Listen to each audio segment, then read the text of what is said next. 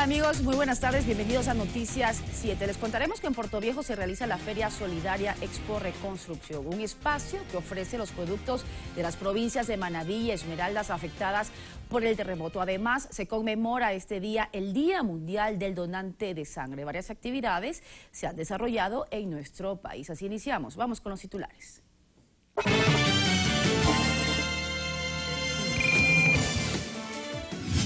63 asambleístas de diferentes bancadas no donaron el 10% de sus sueldos para los damnificados. No cometan el error de crear una moral general.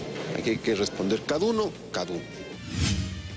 Expositores de varias provincias se dieron cita a la Feria Solidaria para la reconstrucción de Manabí y Esmeraldas. El Ministerio de Turismo y Avianca buscan captar el interés de nuevos visitantes ofertando descuentos y promociones en los distintos países del mundo.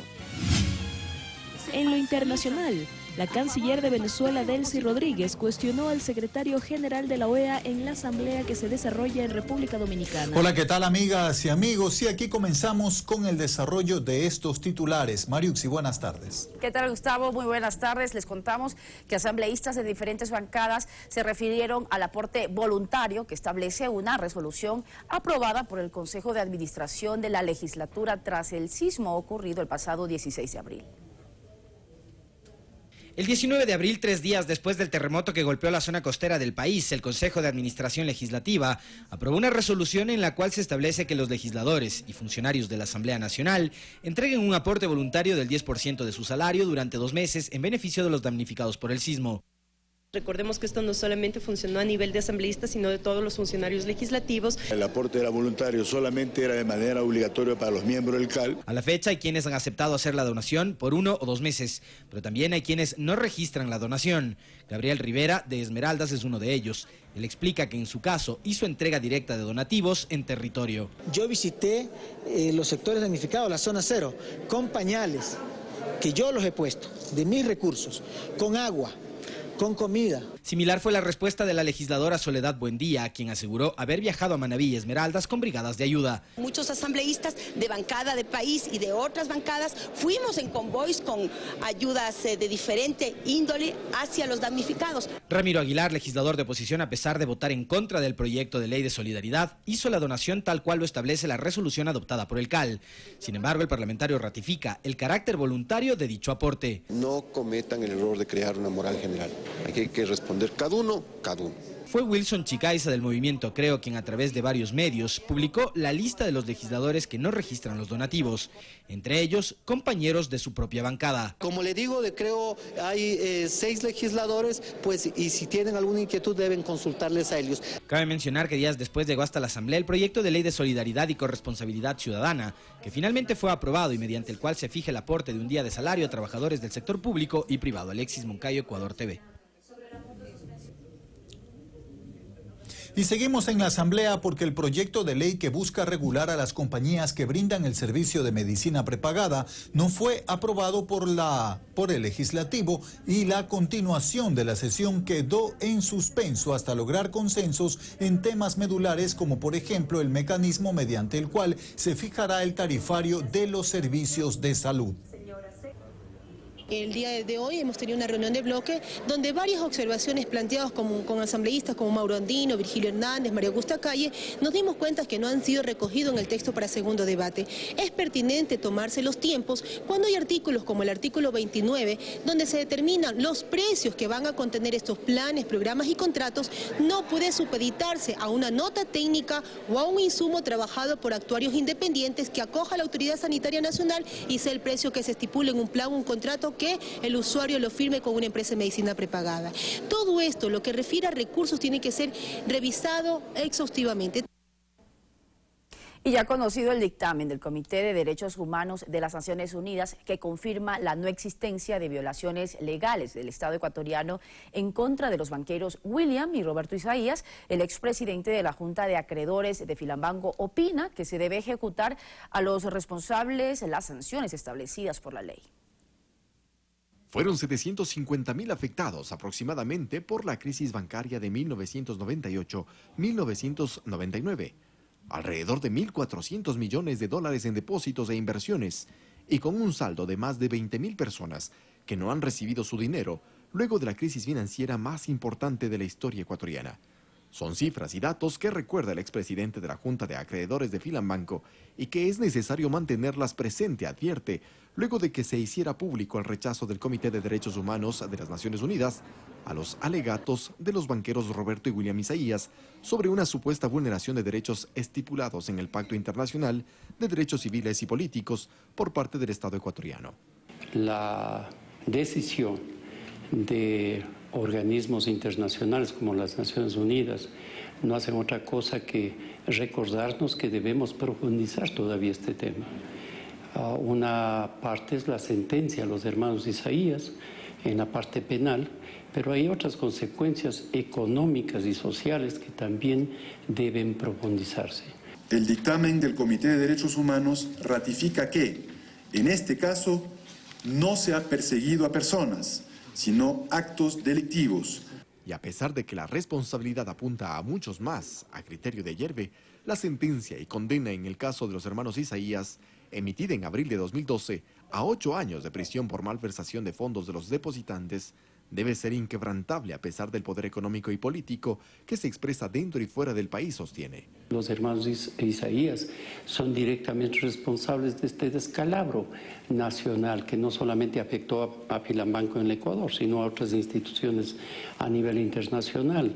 Luego descubrimos que había muchos fideicomisos secretos y ocultos, como el REITS, por ejemplo, que tenía unas entretelones del poder muy grandes. Y reiteré el pedido del Ecuador de avanzar de la forma más expedita,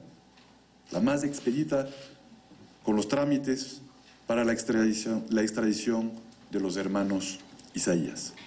La defensa de los hermanos Isaías cree que es incorrecta la interpretación del dictamen del Comité de Derechos Humanos y que por el contrario, dice, debería haber un resarcimiento.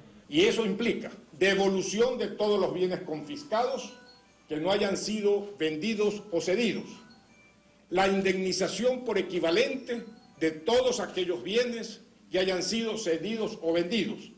De todas maneras, el canciller Long indicó que tanto en el proceso penal como en el de carácter civil, de acuerdo al Comité de Derechos Humanos, no se determina violación a derechos.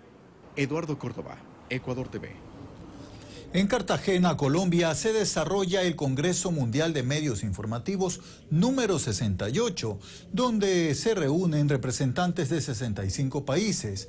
En este foro, los dueños de algunos medios de comunicación criticaron las políticas que impulsa el gobierno ecuatoriano, autoridades y académicos entendidos en este tema opinan sobre el propósito de esta cita.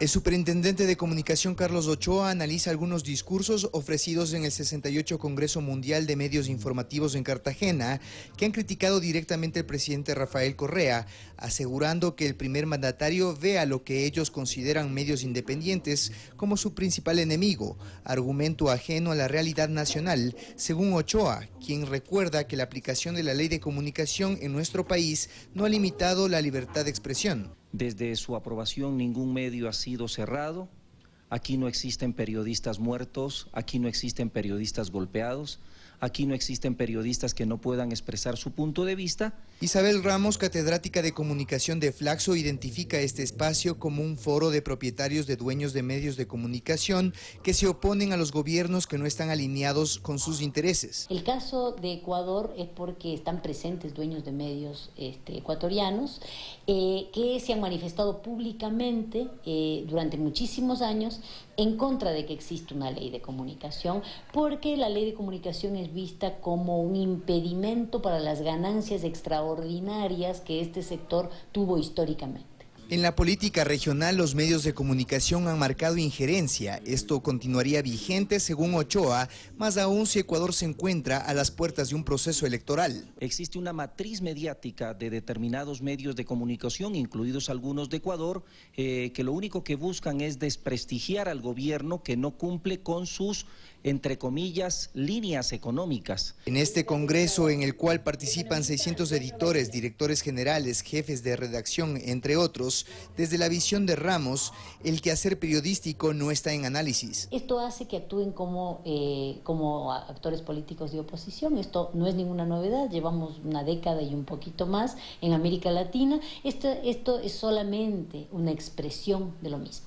En este contexto, Ecuador defiende la vigencia y aplicación de la ley de comunicación por encima de palestras internacionales, donde el poder fáctico de los medios como negocio busca sostener su hegemonía. César García, Ecuador TV. Y en otro tema, en la Universidad de Guayaquil se reunió el Consejo Universitario. Uno de los temas desarrollados en la jornada fue la investigación que se realiza por el título de cuarto nivel del ex rector Roberto Casís.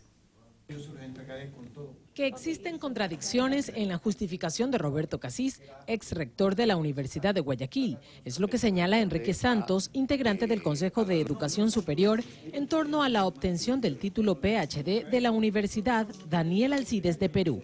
Primero que no había estudiado, luego que sí estudió, luego que no estudió. Primero que el título era del 2009, luego que no era del 2009. Primero que era de San Marcos, luego no era de San Marcos. Y primero les voy a entregar la documentación para que revisen, nunca nos entregó la documentación y ahí fue cuando pedimos de que se haga la respectiva investigación. A pesar de que el 1 de julio próximo se convocará a elecciones para designar al rector de la universidad, el titular encargado manifiesta que no es su prioridad participar en estos comicios. Toda mi atención está concentrada en la marcha académica de la Universidad de Guayaquil. En su momento, Roberto Casís mostró documentos que, según él, certificaban la validez del título de cuarto nivel. Esta es la malla curricular. Informa que la escuela de posgrado no ofrece ni ha ofrecido el doctorado en salud pública. Asimismo, que el señor Roberto Casís Martínez no es ni fue alumno de ninguna de las maestrías y doctorados que ofrece la indicada escuela. Cabe destacar que el trabajo de la Comisión Interventora ha tenido importantes avances desde su creación y que el proceso de investigación que se ejecuta al momento, o fraude académico como se le ha denominado, no afecta a la recategorización de la Universidad de Guayaquil. Guadalupe Ayoví, Ecuador TV. Mariux y amigas y amigos, hacemos una primera pausa en Noticias 7.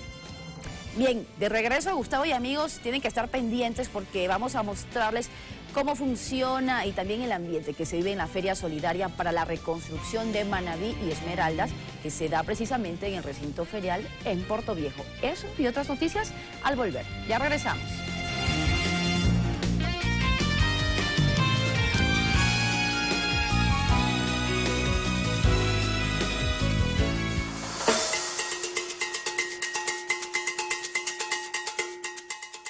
Trabajaba con Baglietto como compositor, integraba la banda de Charly García y comenzaba a preparar su primer disco solista. Es el autor del disco más vendido de la historia del rock argentino. Mi onda será. Querrás decir mi onda, ¿no? Yo soy Fito Páez, ¿no? Yo soy Fita Páez Ok. y Rodolfa Páez. No te pierdas las historias, experiencias y canciones de Fito Páez. Mirá cómo Schumann termina en un tema de Elvis, ¿no? Hoy, 23:30. Cuando te despertás, vos me haces feliz. Mi corazón está contento, jamás estará más triste, porque nuestro sombrero ahora se llama Montecristi, compadre. ¡Veo! María Pantita de la Asunción. Para que un sombrero fino tenga el sello de denominación de origen Montecristi, la paja debe salir de estos lugares. Conoce lo tradicional de Montecristi. Miércoles, 20:15. Ecuador TV. Somos cultura. Este es mi mensaje de aliento, de esperanza para nuestros hermanos afectados en la costa ecuatoriana. No estamos solos, somos una familia, somos un país chiquitito pero con un corazón infinito. Debemos ponerle el corazón, debemos demostrar que el Ecuador es un país que se levanta siempre en los momentos difíciles. Yo estoy dispuesto y espero que tú también estés, porque el Ecuador está ahora listo y solidario.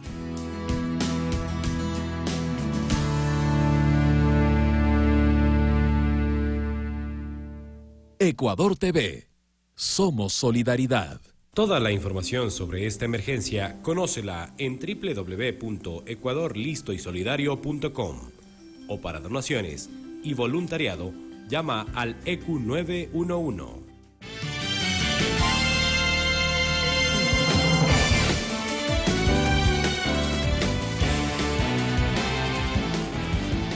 Y como lo anunciamos antes del corte, la Feria Solidaria para la Reconstrucción de Manabí y Esmeraldas convoca a expositores de varias provincias. Esto nos informa nuestra compañera Mirta Carrillo desde Puerto Viejo. La Expo Reconstrucción en el recinto ferial de Puerto Viejo fue inaugurada oficialmente por el ministro coordinador de la Producción, Empleo y Competitividad, Vinicio Alvarado. Se destaca que 50 expositores ofrecen y proponen soluciones a convenientes precios. El principal interés de los asistentes a la feria es conocer materiales y precios para levantar una nueva casa. Tiene una manera de construir mejor que se construían antes, porque ahorita va a cambiarse todo el sistema de construcción, se va a cambiar. La Expo Reconstrucción, con 46 stands, oferta una amplia gama de artículos desde varillas y bloques hasta viviendas listas para ser habitadas, con estructuras de metal, aluminio, madera y caña. Como queremos también un poco dar a conocer toda la estructura y todos los detalles técnicos que tiene que tener la casa en caso de cualquier sismo futuro. Estamos ofertando perfiles de aluminio extruido, tenemos en colores natural, blanco, maderado. La banca pública como el BIES y CFN y la banca privada participan con interesantes planes de financiamiento. El MIDUBI también como institución pública y la misión de ellos también es velar porque las formas de construcción sean aplicables al territorio, al terreno donde se van a construir. Desde el Ministerio Coordinador de la Producción, Empleo y Competitividad se destaca que el fortalecimiento de estas alianzas permitirán que las provincias de Esmeraldas y Manabí se reconstruyan a mejor ritmo. Se ha cuantificado un daño de más de 3.300 o 3.400 millones de dólares, de los cuales el Estado va a responder con cerca de 2.200 y tantos millones de dólares. Pero es imprescindible la participación de la empresa privada. La feria en Puerto Viejo tiene entrada libre y estará a disposición del público hasta el domingo 9 de junio. Desde el MIDUBI se confirma el acompañamiento para la reconstrucción de los negocios y de las viviendas. Es la información que tenemos. Buenas tardes.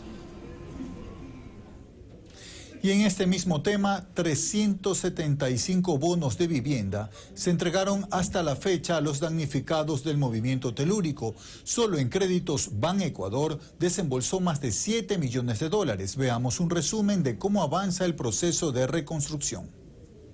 Según la Secretaría del Comité de Reconstrucción, hasta la fecha se removieron 1 millón de metros cúbicos de escombros, el equivalente a 500 piscinas olímpicas. Una tarea que se realiza a las 24 horas, los 7 días de la semana, indicó el primer mandatario en su último enlace ciudadano. Trabajan 400 volquetas en esta tarea, lo que ha generado más de 1.000 empleos directos. Hasta la fecha se han demolido más de 2.000 edificaciones y otras 800 están en proceso. La atención a los damnificados se centró en mejorar su calidad de vida. Hasta el 13 de junio se pagaron 461 bonos de acogida, 415 bonos de alimentación y 10 bonos de alquiler están con la solicitud procesada. Esto a través del Registro Único de Damnificados. Este es el que nos permite poder focalizar de mejor forma todas las acciones y programas que desde el Frente Social y desde otros frentes se plantean. A estos beneficios se suma la entrega de bonos orientados a la reparación de casas o dotación de viviendas. Desde junio está en marcha el Plan Reconstruyo Ecuador. A través de él, el MIDUBI otorgó 375 incentivos de vivienda. Los beneficiarios son de las provincias de Manabí, Esmeraldas y Santo Domingo de los Sáchilas. Pedro Falcones es uno de los favorecidos. Porque ahí vino el MIDUBI, subieron allá arriba y me vieron la casa como estaba. Entonces al tercer día me llamaron para que fuera ya a la Acuarela 2 que había salido favorecido con un bono. Así también están en construcción 26 unidades educativas provisionales, 24 para Manabí y 2 para Esmeraldas, dando cobertura a más de 50.000 alumnos. Arrancamos ya con el programa de construcción de unidades educativas siglo XXI. Tenemos previsto en este año construir al menos hasta diciembre 55 unidades educativas siglo XXI. En el sector productivo, el gerente de Ban Ecuador informó que 770 familias de Manabí son beneficiarias de créditos, lo que representa 7,7 millones de dólares entregados. Y en el cantón Muisne, en Esmeralda, $150.000. Otorgamos créditos de hasta $20.000 a un plazo de hasta 10 años y con la posibilidad de periodo de gracia de hasta 6 meses, a una tasa de interés bastante competitiva de alrededor del 12% anual. Estas son varias de las acciones asumidas a 2 meses del terremoto más fuerte registrado en el país en las últimas décadas. Olga Velasco, Ecuador TV. La Secretaría de Educación, Ciencia y Tecnología, CENESID, incentiva a los estudiantes secundarios en la importancia de una postulación responsable a una carrera universitaria. Lo hace a través de ferias académicas donde se les da a los bachilleres varias propuestas. La Universidad Politécnica Salesiana, por ejemplo, explica a los jóvenes proyectos de robótica y también de ingeniería. Y los estudiantes de la Universidad de las Artes en Guayaquil se vinculan a los servicios de atención del Estado a través de la misión Leonidas Pro Año que dirige el Ministerio de Inclusión Económica y Social MIES. Los jóvenes podrán validar sus proyectos de vinculación con la comunidad para cumplir con el reglamento de prácticas preprofesionales. Y para masificar el deporte, el Ministerio del Ramo de Educación y el Comité Paralímpico Ecuatoriano firmaron un convenio interinstitucional que va a beneficiar a 8.300 estudiantes con algún tipo de discapacidad, quienes recibirán equipos deportivos y terapéuticos para la ejecución de actividades extraescolares de 101 instituciones educativas fiscales de nuestro país. Hoy se conmemora el Día Mundial del Donador de Sangre. El Ministerio de Salud reconoció a los ciudadanos que de una manera voluntaria y altruista han realizado este procedimiento para ayudar a las personas que necesitan.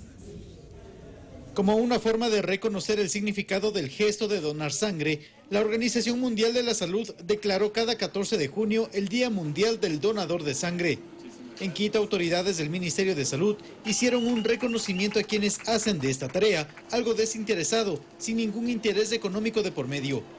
Hugo González, de 52 años, calcula que ha donado sangre por lo menos 53 veces durante 20 años, a razón de 3 veces por año. Como le digo, yo no vendo la sangre a nadie, ni nadie me han propuesto que no es de mi cuerpo, yo no puedo vender lo que es de mi cuerpo. Para Freddy Llanes, donar sangre es una satisfacción personal. Lo ha hecho 20 veces durante los últimos 5 años. Una satisfacción personal para poder contribuir a salvar vidas. En el 2015, según el Ministerio de Salud, el 1.56% de la población, es decir, más de 246.000 personas, donó alguna vez sangre. La meta es llegar a un mínimo de un 2%. Estos últimos años ha habido una concientización sobre este hecho y mucha gente joven está donando sangre voluntaria. Recuerde que pueden donar sangre los mayores de 18 y menores de 65 años de edad, salvo con autorización de una persona adulta para los menores de edad y de un certificado médico para los mayores de 65 años. Si tiene tatuajes o piercings, puede ser donador después de un año de habérselos realizado en su cuerpo. Sí, nosotros como coordinación zonal tenemos registro de todos los donantes que realiza en los diferentes bancos de sangre. Nos mandan la información mensualmente, todos los que son aptos y no aptos. Donar sangre no causa anemia ni pérdida de peso, pero genera mucha esperanza de vida a quien la necesita. Javier Ceballos, Ecuador TV. El Ministerio de Turismo y Avianca, en una alianza público-privada, busca captar el interés de nuevos visitantes. La aerolínea oferta descuentos y promociones en todos los países donde opera. La nueva campaña de promoción turística se denomina Ecuador Descubre y Explora. La aerolínea Avianca pondrá a disposición de sus más de 16.000 mayoristas en todo el mundo tarifas promocionales para captar a nuevos visitantes. En algunos de los orígenes las tarifas las vamos a descontar en más del 60%. Para esta primera fase de la alianza público-privada, la aerolínea tiene disponibles 120.000 asientos. La meta es lograr la llegada de por lo menos 8.000 viajeros. Los usuarios podrán reservar sus vuelos con las tarifas preferenciales entre el 14 y el 24 de junio y viajar hasta marzo de 2017. Los mercados internacionales que principalmente se promocionarán corresponden a Colombia, Estados Unidos, Reino Unido, España, Perú, Brasil, Chile y Paraguay. Pero la estrategia también fomentará el turismo interno para que los ecuatorianos conozcan primero sus destinos. Están contemplados descuentos para viajar a Quito, Guayaquil, Manta, El Coca, Baltra y San Cristóbal. A disfrutar de las maravillas de nuestro país. Tenemos tanto que ofrecer. Según datos del Ministerio de Turismo, a partir de la campaña All You Need is Ecuador, el número de visitantes al país se incrementó en un 14%. En los próximos meses se realizará un relanzamiento de esta estrategia promocional que captó sobre todo la atención de la población norteamericana. Vanessa Hervás, Ecuador TV.